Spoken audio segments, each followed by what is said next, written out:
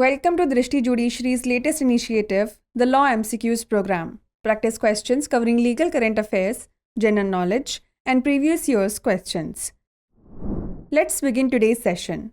The first question is, whoever commits extortion shall be punished with imprisonment of either description for a term which may extend to 3 years, 5 years, 2 years, और 4 years. Extortion के अपराध में किस अवधि के लिए कारावास की सज़ा दी जाएगी जिसे बढ़ाया जा सकता है 3 वर्ष, 5 वर्ष, 2 वर्ष या 4 वर्ष. The correct answer is option A 3 years. इसका सही उत्तर है ऑप्शन ए 3 वर्ष. Recently, the Supreme Court expressed worries about extortion becoming a social problem. Indian law doesn't specifically address extortion, instead it defines extortion.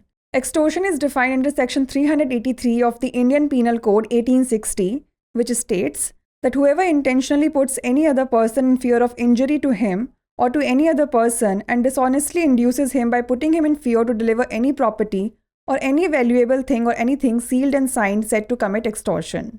As per Section 384 of the IPC, whoever commits extortion shall be punished with imprisonment of either description for a term which may extend to 3 years or with fine or with both. हाल ही में supreme court ने extortion के एक सामाजिक समस्या बनने पर चिंता व्यक्त की थी. हालांकि भारतीय कानून विशेष रूप से एक्सटोर्शन को संबोधित नहीं करता है, इसके बजाय यह एक्सटोर्शन को परिभाषित करता है.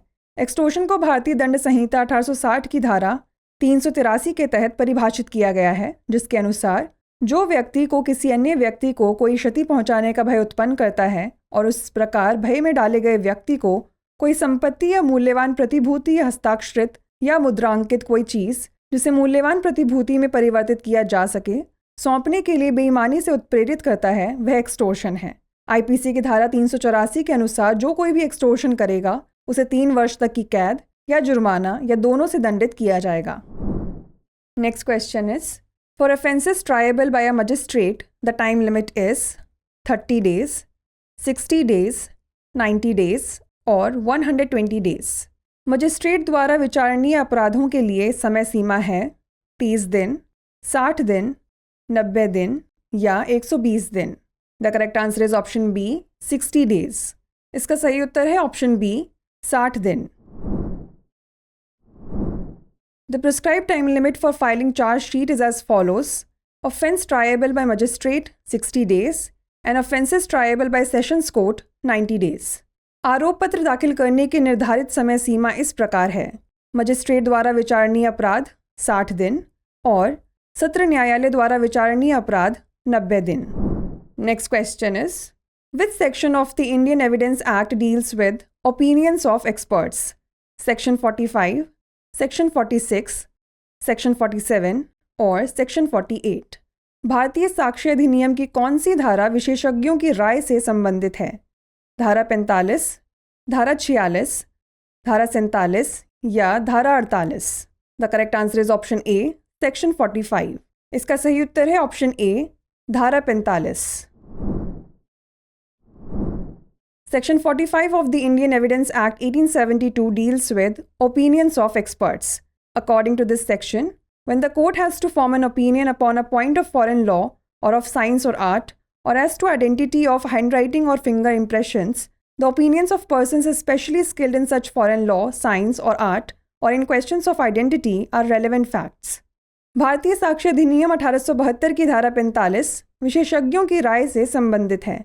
इस धारा के अनुसार जब न्यायालय को विदेशी विधि की या विज्ञान की या कला की किसी बात पर या हस्तलेख या फिंगरप्रिंट की अनन्यता के बारे में राय बनानी हो, तो तब उस बात पर ऐसी विदेशी विधि, विज्ञान या कला में या हस्तलेख या फिंगरप्रिंट की अनन्यता विषयक प्रश्नों में विशेष कुशल व्यक्तियों की राय सुसंगत तथ्य है.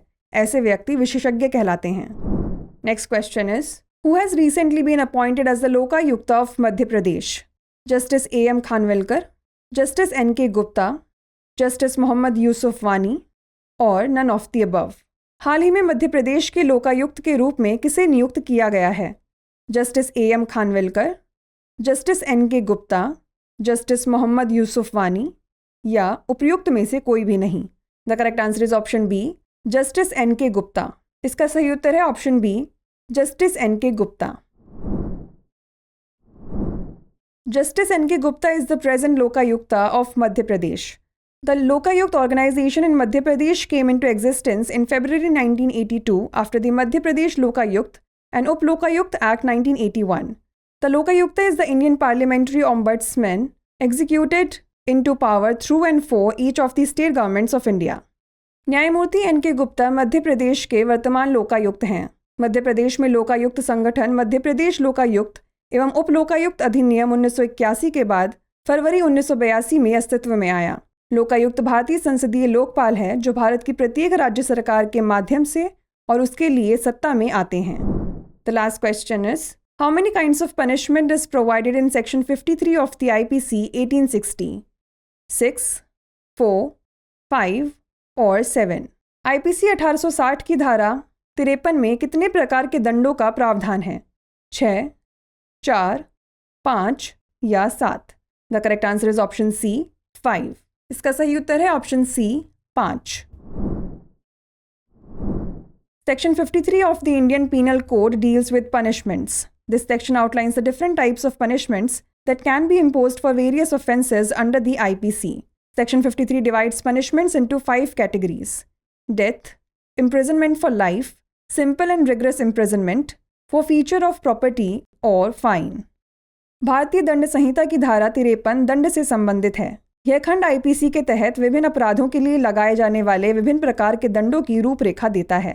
धारा 53 दंडों की 5 श्रेणियों में विभाजित है: मृत्यु, आजीवन कारावास, सरल एवं कठोर कारावास, संपत्ति की जब्ती या जुर्माना। Before we wrap up, here's a question for you. In which of the following mortgages the mortgagor is required to deliver possession of the mortgaged property to the mortgagee? English mortgage, mortgage by conditional sale, usufructuary mortgage और anomalous mortgage? निम्नलिखित में से किस बंधक में बंधककर्ता को बंधक संपत्ति का कब्जा बंधकदार को देने की आवश्यकता होती है? अंग्रेजी बंधक, सशर्त बिक्री द्वारा बंधक, उपभोग्य बंधक या विलक्षण बंधक? इसका उत्तर हमें कमेंट सेक्शन में ज़रूर भेजिएगा। ऐसी और वीडियोस देखने के लिए लाइक, शेयर और सब्सक्राइब करना ना भूलें। धन्यवाद।